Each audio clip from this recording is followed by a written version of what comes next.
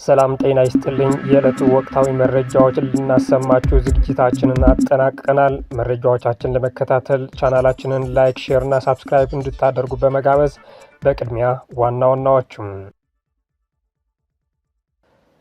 በህገወጥ መንገድ ሲዘዋወር የነበረ 1 ሚሊዮን ሊትር ነዳጅ መያዙ ተገለጸ።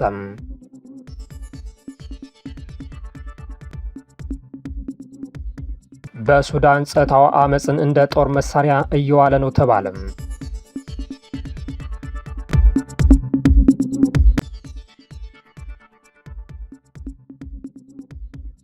ቻይናና ፓኪስታን የኢራንን ጦርነት ለመቋጨት ባለ 5 ነጥብ የስምምነት እቅድ አቀረቡም።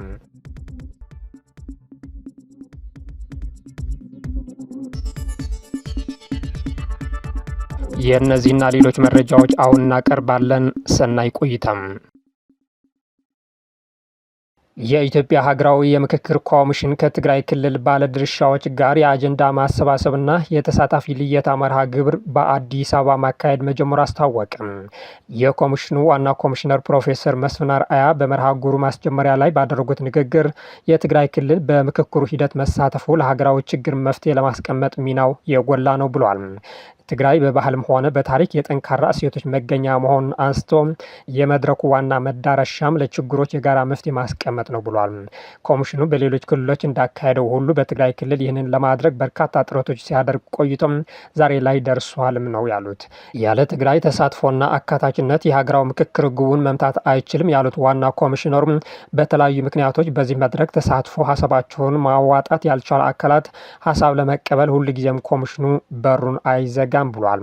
ለ3 ቀናት በሚካሄደው መርሃ ግብር የፖለቲካ ፓርቲና የሃይማኖት ተቋማት ተወካዮችን ጨምሮ የተለያዩ ተቋማት ተወካዮች እየተሳተፉ እንደሆነም ተገልጿል። በህገወጥ መንገድ ሲዘዋወር የነበረ 1 ሚሊዮን ሊትር ነዳጅ መያዙ ተገለጸ።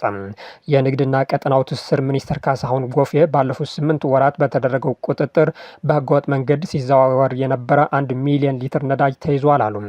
በህዝብ ተወካዮች ምክር ቤት የንግድና ቱሪዝም ጉዳዮች ቋሚ ኮሚቴም የንግድና ቀጠናው ትስስር ሚኒስትርን የ8 ወራት አፈጻጸም ገምግሟል። ዶክተር ካሳሁን ጎፌ በወቅቱ እንዳሉት በተለያዩ የመሰረተ ልማት ግንባታና ሌሎች ምክንያቶች የነዳጅ ፍላጎትና ፍጆታ ጨምሯል። በመሆኑም ይህንን ፍላጎት ለማሟላት ከፍተኛ ጥረት በማድረግ ነዳጅ ከውጭ እየገባ መሆኑን ገልጿል። ነዳጅ እንዳይባክንና ለታለመለት ዓላማ እንዲውል ለማስቻል የቁጥጥር ስራ እየተሰራ መሆኑን ጠቅሶም ባለፉት 8 ወራት በተደረገው ቁጥጥር በህገወጥ መንገድ ሲዘዋወር የነበረ 1 ሚሊዮን ሊትር ነዳጅ ተይዟል ብሏል። ከህገወጥ ድርጊቱ ጋር በተያያዘ 658 ሰዎች ላይ ህጋዊ እርምጃ መወሰድም ተናግሯል። አክሎም ከሆርሙዝ ሰርጥ ጋር በተያያዘ ችግር ከተፈጠረ በኋላ በተለያዩ መንገዶች ከመርከቦች ነዳጅ በመግዛት 3 ጊዜ ማቅረብ ተችሏል ነው ያሉት። 1800 ሜትሪክ ቶን ነዳጅ ባለመግባቱም የኢትዮጵያ የነዳጅ እጥረት ቀውስ እየተባባሰ እንደሆነ ተገልጾ ነበር። በመካከለኛው ምስራቅ ጦርነትና በዓለም አቀፍ የነዳጅ ገበያ አለመረጋጋት ምክንያት ከ180 ሜትሪክ ቶን በላይ ነዳጅ ወደ ሀገር ውስጥ ሳይገባ መቅረቱን የንግድና ቀጠናው ትስስር መግለጹ ይታወሳል።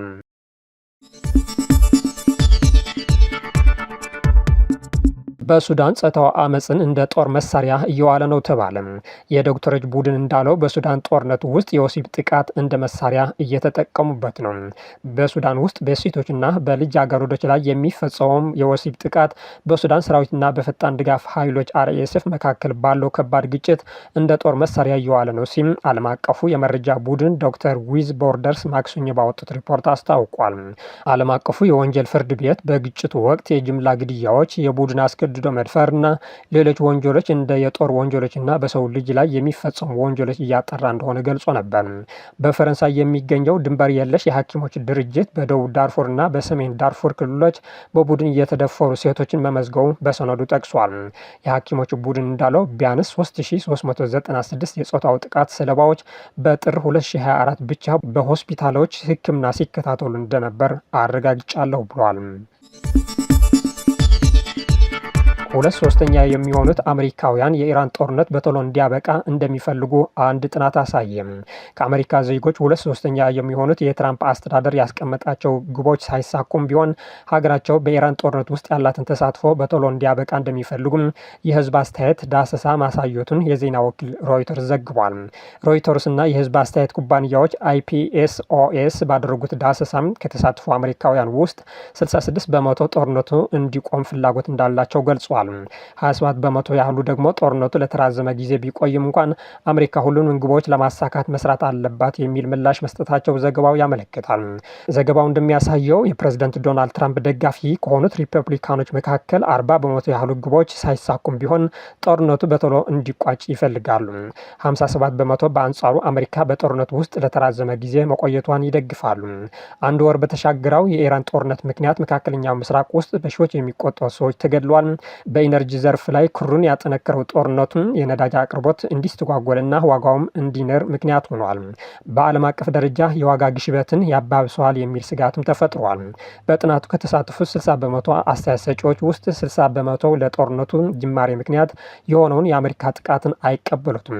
በዳሰሳው ከተሳተፉት ከ1000 በላይ ሰዎች መካከል 35% ደግሞ በኢራን ላይ የተፈጸመው ጥቃት እንደደገፉ ሮይተርስ ዘግቧል።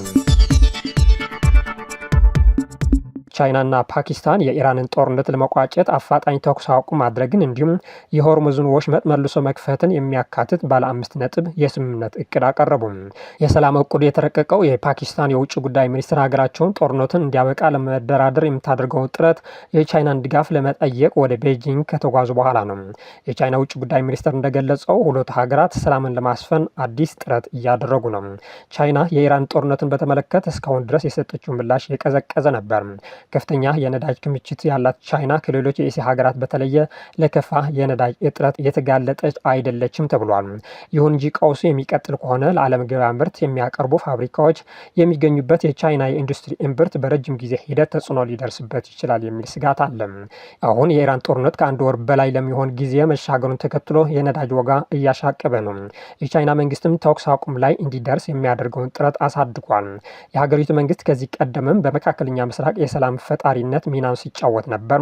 ይህም በአውሮፓውያኑ 2023 ሳውዲ አረቢያና ኢራን ስምምነት ላይ እንዲደርሱ ያደረገው ሲሆን በዚህም ሀገራቱ ዲፕሎማሲያዊ ግንኙነታቸውን ጀምረዋል። ከአንድ ዓመት በላይ ደግሞ ከ14 የፊልስጤም ክንፎች የተውጣጡ መሪዎች ሰብስቦ የብሔራዊ አንድነት መንግስት እንዲመሰረት አድርጓል። የአሁኑ የስምምነት እቅድ በተመለከተ እስካሁን ድረስ ይህ ነው የሚባል የተቀባይነት ምልክት አልታየም። ነገር ግን ይህ ተነሳሽነት እንዲቀጥል ግፊት ማድረግ ፕሬዝዳንት ሺ ከሌሎቹ የዓለም ሀያላን ሀገራት መሪዎች ሲነጻጸሩ ገለልተኛ አደራዳሪና ሰላም ፈጣሪ ሆነው እንዲወጡ ያስችላቸዋል ተብሏል።